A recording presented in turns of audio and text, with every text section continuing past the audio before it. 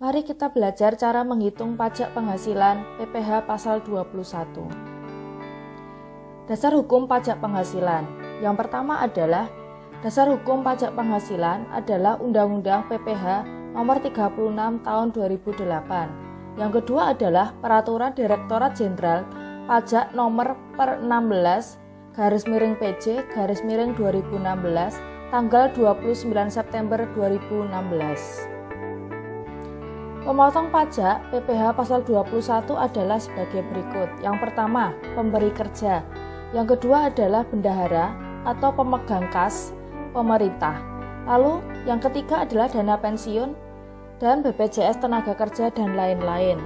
Lalu yang keempat adalah wajib pajak orang pribadi atau badan yang menjalankan usaha dan melakukan pembayaran berupa gaji, honor, fee, dan pembayaran lain sehubungan pekerjaan. Lalu yang terakhir adalah penyelenggara kegiatan termasuk badan pemerintah, organisasi yang melakukan pembayaran honor, hadiah, penghargaan dalam bentuk apapun. Penerima penghasilan yang dipotong PPh pasal 21. Yang pertama adalah pegawai. Lalu yang kedua adalah penerima uang pesangon, pensiun, tunjangan hari tua, jaminan hari tua. Lalu yang ketiga adalah bukan pegawai yang menerima penghasilan sehubungan dengan pemberian jasa. Lalu yang keempat adalah anggota Dewan Komisaris, Dewan Pengawas yang tidak merangkap sebagai pegawai tetap. Lalu yang kelima adalah mantan pegawai dan yang terakhir adalah peserta kegiatan.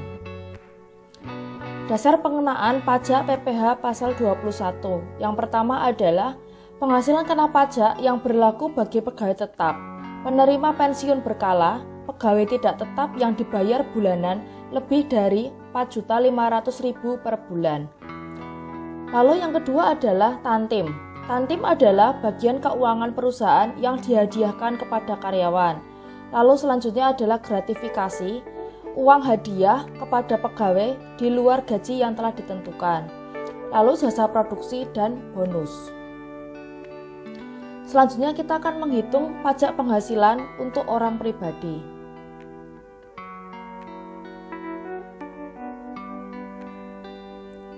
Wajib pajak pribadi.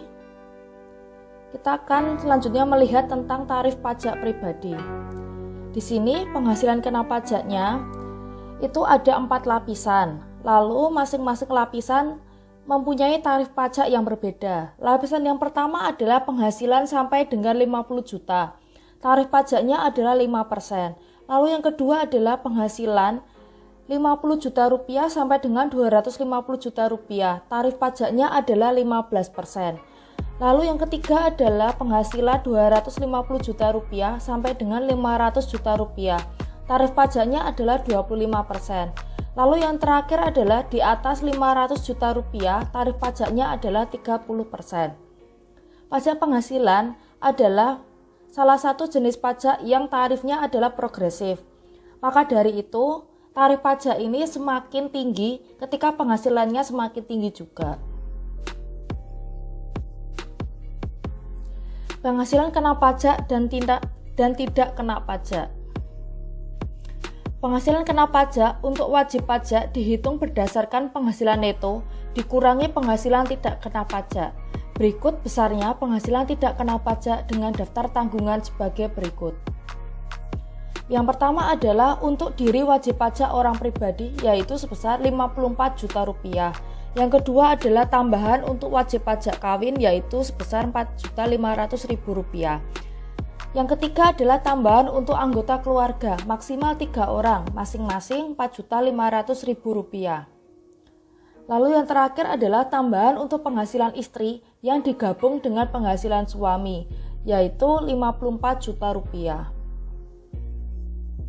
Dalam PPh pasal 21 menyebutkan biaya pengurangan penghasilan bruto terdiri atas biaya jabatan, biaya pensiun, dan penghasilan tidak kena pajak. Berikut adalah tabel penghasilan tidak kena pajak sesuai daftar tanggungan. Yang pertama adalah tidak kawin dan tidak memiliki tanggungan, yaitu sebesar 54 juta rupiah. Lalu yang kedua adalah tidak kawin dan memiliki satu tanggungan, maka 58.500. di pojok paling kanan di tabel itu sudah berisi perhitungannya. Lalu yang ketiga adalah tidak kawin memiliki 2 tanggungan sebesar 63 juta rupiah. Lalu yang keempat adalah kawin tetapi tidak memiliki tanggungan. Lalu selanjutnya adalah kawin dengan 1 tanggungan, yaitu sebesar 63 juta rupiah. Lalu selanjutnya adalah kawin memiliki 2 tanggungan, yaitu sebesar 67.500. Selanjutnya adalah kawin dan penghasilan ditanggung dengan istri tetapi tidak memiliki tanggungan, yaitu sebesar 112.500.000 rupiah. Dan yang terakhir adalah kawin memiliki tanggungan istri dan tanggungan sebanyak 1 orang, maka sebesar 117 juta rupiah. Selanjutnya adalah penjelasan biaya-biaya pengurangan penghasilan bruto selain penghasilan tidak kena pajak. Yang pertama adalah biaya jabatan. Besarnya biaya jabatan adalah 5% dari penghasilan bruto atau penghasilan kotor, atau setinggi-tingginya adalah 500.000 per bulan atau 6 juta per tahun. Di sini ketika kita menemui kata penghasilan bruto, itu adalah artinya penghasilan kotor, yaitu penghasilan yang belum dipotong dengan biaya-biaya termasuk dengan biaya pajak. Lalu selanjutnya adalah dana iuran pensiun atau tunjangan hari tua. Besar iuran dana pensiun ditetapkan 5% dari penghasilan bruto atau setinggi-tingginya Rp200.000 per bulan atau Rp2.400.000 per tahun. Nah, selanjutnya kita akan melihat cara menghitung biaya jabatan. Jadi biaya jabatan ini tadi kan besarnya biaya jabatan ini adalah 5% dari penghasilan bruto atau setinggi-tingginya Rp500.000 per bulan atau Rp6 juta per tahun. Lalu bagaimana ketika itu diterapkan secara nyata di dalam perhitungan pajak? Kita akan melihat contoh yang pertama, yaitu adalah Almira adalah seorang pegawai dengan gaji per bulan sebesar Rp6.500.000. Maka berapa biaya jabatan Almira per bulan? Nah, tadi kan biaya jabatan itu telah ditentukan besarnya adalah 5% dari penghasilan bruto. Maka 5% itu dikalikan dengan penghasilan bruto Almira, yaitu sebesar Rp6.500.000. Maka menghasilkan Rp325.000. Maka biaya jabatan Almira per bulan adalah Rp325.000. Lalu selanjutnya adalah Badu. Di sini contoh yang kedua, Badu ini adalah seorang pegawai dengan gaji per bulan Rp15 juta.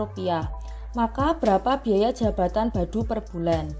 Nah, seperti diketahui bersama, tadi kan biaya jabatan itu adalah 5% dari penghasilan bruto. Maka 5% ini dikalikan dengan 15 juta. Nah, tetapi di sini karena hasil kali 5% dikalikan dengan 15 juta itu melebihi dari 500.000 per bulan. Padahal telah kita ketahui bersama bahwa aturannya adalah telah ditetapkan bahwa biaya jabatan itu maksimalnya adalah 5% dari penghasilan bruto atau setinggi-tingginya adalah 500.000 per bulan.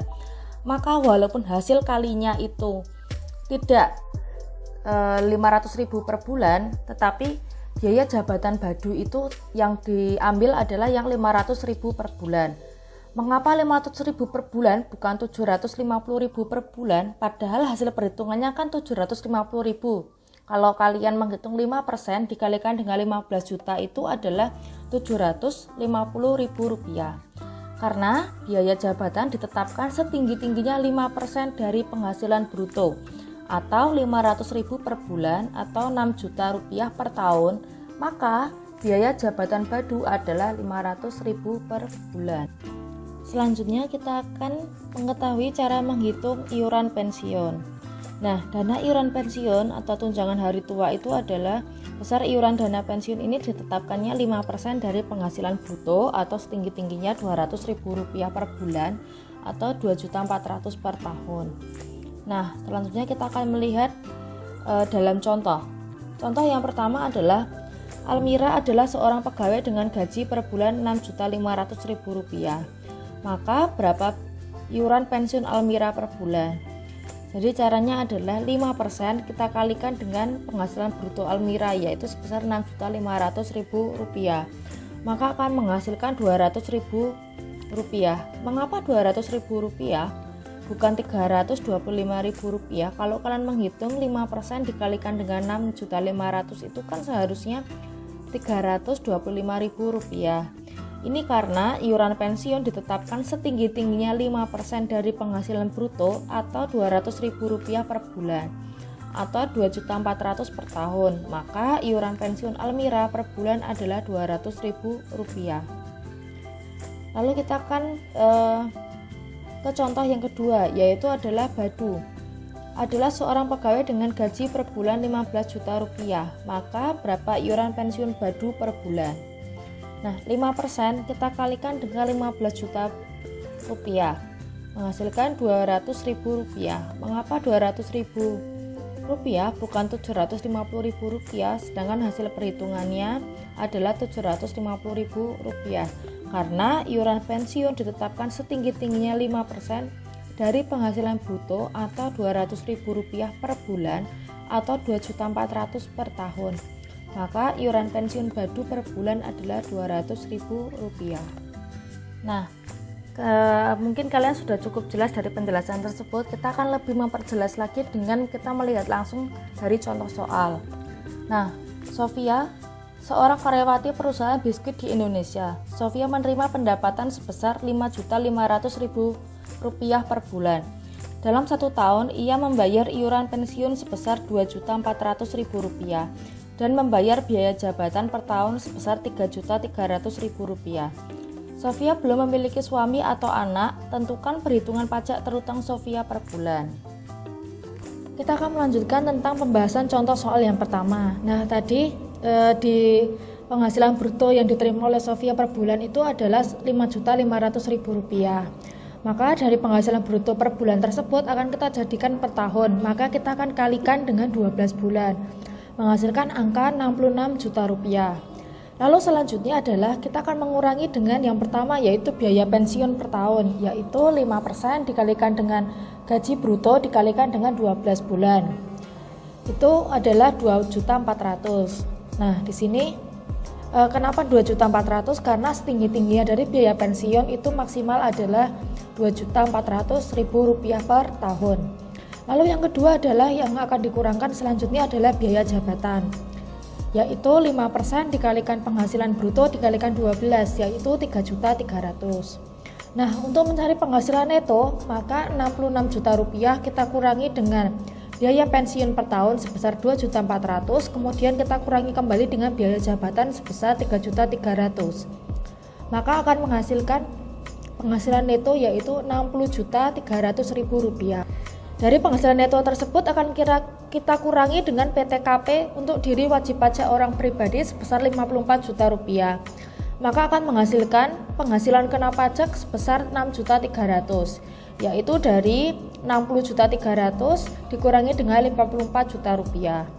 Nah, dari penghasilan kena pajak Rp6.300.000 tersebut kita bisa menghitung PPh terutang pasal 21. PPh terutangnya caranya adalah 5% dikalikan dengan Rp6.300.000. Kenapa dikalikan 5%? Karena PPh terutang di sini PKP-nya adalah Rp6.300.000. Rp6.300.000 itu adalah penghasilan di bawah 50 juta. Seperti diketahui bersama bahwa penghasilan di bawah 50 juta akan dikalikan dengan tarif pajak 5%, maka akan menghasilkan Rp315.000. Nah, Rp315.000 ini adalah PPh terutang pasal 21 dalam 1 tahun. Nah, untuk mencari per bulannya caranya adalah kita bagi menjadi 12. Maka 315.000 ini kita bagi 12, yaitu menghasilkan 26.250. Jadi pajak penghasilan yang harus dibayar Sofia setiap bulan sebesar 26.250.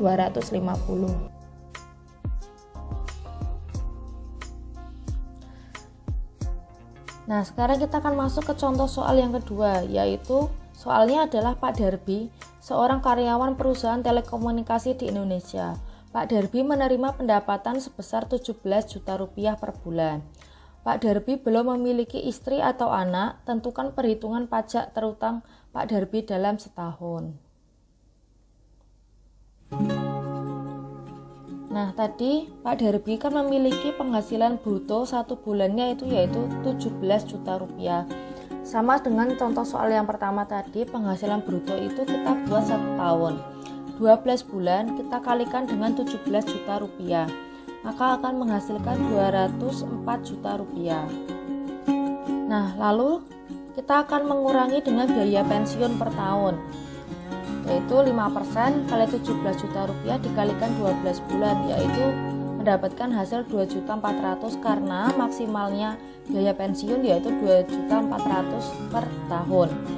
Lalu biaya jabatan per tahunnya yaitu 5% dikalikan 17 juta dikalikan 12 bulan sama dengan 6 juta rupiah. Karena biaya jabatan itu dalam 1 tahun maksimal adalah 6 juta per tahun.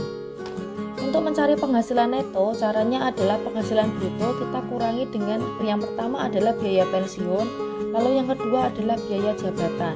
Jadi 204 juta rupiah kita kurangi dengan 2.400.000, lalu selanjutnya kita kurangi kembali dengan 6 juta rupiah, maka akan menghasilkan 195.600.000 rupiah. Nah, karena tadi Pak Darbi itu belum memiliki istri maupun anak, maka penghasilan tidak kena pajak untuk diri wajib pajak orang pribadi yaitu 54 juta rupiah. Penghasilan kena pajaknya, cara mencarinya adalah penghasilan neto kita kurangi dengan PTKP diri wajib pajak orang pribadi, maka 195.600.000 rupiah dikurangi dengan 54 juta rupiah menghasilkan 141.600.000 rupiah.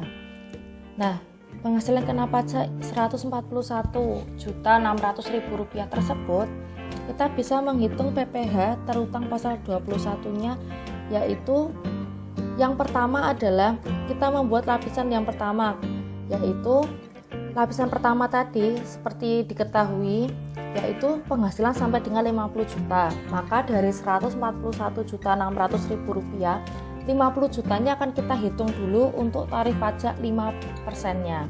5% kita kalikan dengan 50 juta, maka menghasilkan angka 2.500.000 rupiah. Nah, selanjutnya dari 141.600.000 rupiah, kan tadi 50 jutanya sudah kita hitung untuk lapisan pertama, maka sisanya kita akan hitung sebagai lapisan kedua, yaitu 141.600.000 rupiah kita kurangi dengan 50 juta yang sudah kita hitung sebagai lapisan pertama, maka menghasilkan 91.600.000 rupiah. Nah, 91.600.000 rupiah ini yang akan kita kalikan dengan 15%, maka akan menghasilkan 13.740.000 rupiah. Maka PPh setahunnya adalah PPh terutang yang tarif 5% ditambahkan PPh terutang yang tarif 15%. 2.500.000 rupiah kita tambahkan dengan 13.740.000 rupiah, maka akan menghasilkan PPh setahun yaitu sebesar 16.240.000 rupiah. Jadi pajak penghasilan yang harus dibayar Pak Darbi dalam setahun adalah 16.240.000 rupiah. Nah, selanjutnya kita akan memasuki contoh soal yang ketiga. Pak Angga seorang karyawan perusahaan otomotif di Indonesia. Pak Angga menerima pendapatan sebesar 13 juta rupiah per bulan. Pak Angga telah menikah dan mempunyai 2 anak. Tentukan perhitungan pajak terutang Pak Angga dalam 1 tahun. Nah, dari contoh dari soal ketiga tersebut, maka kita akan membuat seperti tadi di contoh soal yang sebelumnya, penghasilan brutonya 1 bulan, yaitu yang dimiliki oleh Pak Angga sebesar 13 juta rupiah, akan kita buat dalam 1 tahun, maka akan kita kalikan dengan 12 bulan, maka akan menghasilkan 156 juta rupiah. Lalu selanjutnya akan dikurangi dengan biaya pensiun per tahun, yaitu caranya adalah 5% dikalikan dengan penghasilan bruto dikalikan 12 bulan, maka akan menghasilkan 2.400.000. Ini karena maksimal dari biaya pensiun itu ya yang sudah ditetapkan adalah 2.400.000 per tahun. Nah, lalu selanjutnya adalah kita akan masuk ke dalam pengurangan yang kedua, yaitu biaya jabatan. Yaitu caranya adalah 5% tarifnya dikalikan dengan penghasilan bruto kita kalikan dengan 12, maka yaitu biaya jabatannya per tahun adalah 6 juta rupiah karena maksimalnya adalah 6 juta per tahun. Nah, untuk penghasilan neto 1 tahun maka 156 juta rupiah kita akan kurangi dengan biaya pensiun per tahun sebesar 2.400.000 rupiah. Kemudian kita kurangi kembali dengan biaya jabatan per tahun sebesar 6 juta rupiah. Maka akan menghasilkan 147.600.000 rupiah. Nah, dari penghasilan neto tersebut akan kita kurangi kembali yaitu dengan PTKP untuk diri wajib pajak orang pribadi sebesar 54 juta rupiah. Selanjutnya dikurangi kembali dengan penghasilan tidak kena pajak tambahan untuk wajib pajak kawin sebesar 4.500.000 rupiah dan penghasilan tidak kena pajak tambahan untuk 2 orang anak sebesar 4.500.000 rupiah untuk masing-masing anak. Nah, untuk mencari penghasilan kena pajaknya, maka dari penghasilan neto sebesar 147.600.000 rupiah kita kurangi dengan 54 juta rupiah yaitu PTKP untuk wajib pajak pribadi, lalu kita kurangi kembali 4.500.000 untuk wajib pajak kawin, selanjutnya kita kurangi kembali untuk 9 juta rupiah untuk tambahan pajak untuk 2 orang anak, maka akan menghasilkan 80.100.000 rupiah. Nah, dari PKP penghasilan kena pajak 80.100.000 rupiah tersebut, maka kita bisa mencari PPh terutang pasal 21. Yang pertama adalah kita akan menggunakan tarif 5%. Mengapa kita menggunakan tarif 5%? Karena kita akan dari 80.100.000 rupiah tersebut akan kita ambil 50 juta sebagai lapisan pertama, karena seperti kalian ketahui bahwa lapisan pajak yang pertama itu adalah penghasilan sampai dengan 50 juta rupiah, maka 50 juta rupiahnya akan kita kenakan pajak 5%, maka akan menghasilkan angka 2.500.000 rupiah. Selanjutnya adalah untuk lapisan yang kedua, caranya adalah 80.100.000 rupiah kita kurangi dengan 50 juta, karena 50 jutanya telah kita hitung untuk lapisan pajak yang pertama. Nah, selanjutnya akan menghasilkan angka 30.100.000 rupiah. Nah, itu baru akan dikalikan dengan 15%, maka menghasilkan angka 4.515.000 rupiah. Nah, dari situ kita bisa menghitung PPh terutang pasal 21-nya, yaitu PPh setahunnya adalah kita jumlahkan antara PPh terutang yang 5% dengan PPh terutang yang 15%. Maka 2.500.000 kita jumlah dengan 4.515.000 rupiah akan menghasilkan 7.015.000 rupiah. Jadi pajak penghasilan yang harus dibayar Pak Engga dalam setahun adalah 7.015.000 rupiah. Nah, selanjutnya kita akan memasuki contoh soal yang keempat, yaitu Pak Aksel seorang karyawan perusahaan pertambangan di Indonesia. Pak Aksel menerima pendapatan sebesar 15 juta rupiah per bulan. Pak Aksel telah menikah dan mempunyai 4 anak. Tentukan perhitungan pajak terutang Pak Aksel per bulan. Nah, caranya adalah sama seperti tadi, yaitu kita telah mengetahui bahwa penghasilan bruto per bulan dari Pak Aksel adalah 15 juta rupiah. Maka penghasilan tersebut kita akan buat dalam 1 tahun. Penghasilan bruto dalam 1 tahun caranya adalah penghasilan bruto per bulan kita kalikan dengan 12 bulan, maka akan menghasilkan 180 juta rupiah. Lalu selanjutnya akan kita kurangi dengan biaya pensiun. Nah, biaya pensiun per tahun ini caranya adalah sama seperti contoh soal sebelumnya, yaitu 5% dikalikan dengan penghasilan bruto kita kalikan dengan 12 bulan, yaitu menghasilkan 2.400.000 rupiah. Mengapa 2.400.000 rupiah? Karena biaya pensiun itu maksimalnya adalah 2.400.000 per tahun. Lalu pengurangan yang kedua adalah dengan biaya jabatan per tahun, yaitu caranya adalah 5% dikalikan dengan penghasilan bruto dikalikan dengan 12 bulan, yaitu 6 juta rupiah. Ini sama seperti tadi, yaitu karena biaya jabatan itu maksimal adalah 6 juta per tahun, maka di sini yang kita anggap sebagai biaya jabatan untuk di dalam soal ini adalah 6 juta rupiah. Nah, cara untuk mencari penghasilan itu masih sama seperti cara-cara yang telah kita bahas di contoh soal yang sebelumnya, yaitu dari penghasilan bruto kita kurangi dengan biaya pensiun sebesar 2.400.000, lalu selanjutnya kita kurangi dengan biaya jabatan sebesar 6 juta rupiah. Maka akan menghasilkan penghasilan itu sebesar 171.600.000 rupiah.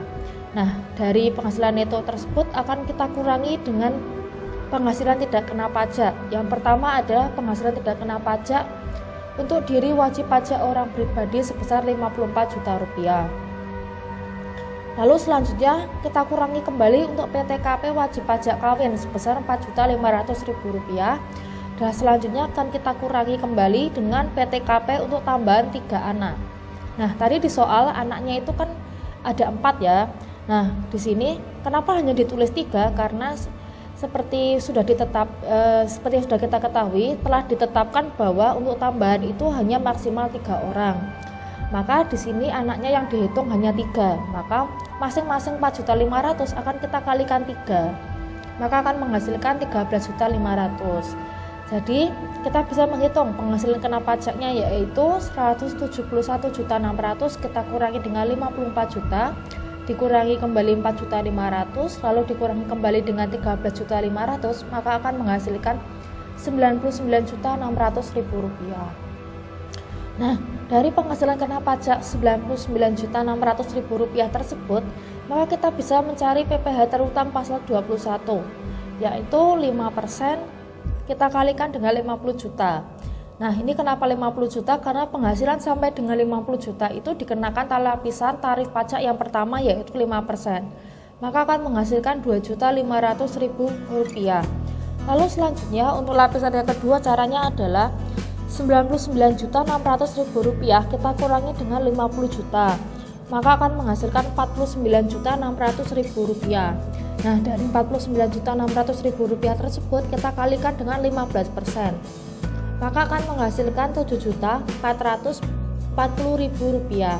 Nah, PPh setahunnya dari pajak terutang pasal 21-nya adalah caranya PPh terutang 5% kita jumlahkan dengan PPh terutang 15%. Maka akan menghasilkan 9.940.000 rupiah. Maka PPh per bulannya yaitu caranya adalah dari PPh setahun kita bagi menjadi 12 bulan. Karena 1 tahun itu ada 12 bulan. Jadi 9.940.000 rupiah kita bagi dengan 12 yaitu menghasilkan angka 828.333 rupiah. Jadi pajak penghasilan yang harus dibayar Pak Aksel dalam 1 tahun adalah 828.333 rupiah. Terima kasih telah menyaksikan video cara perhitungan pajak PPh pasal 21. Semoga video ini dapat bermanfaat dan juga menjadi teman belajar yang baik bagi kalian semua. Terima kasih.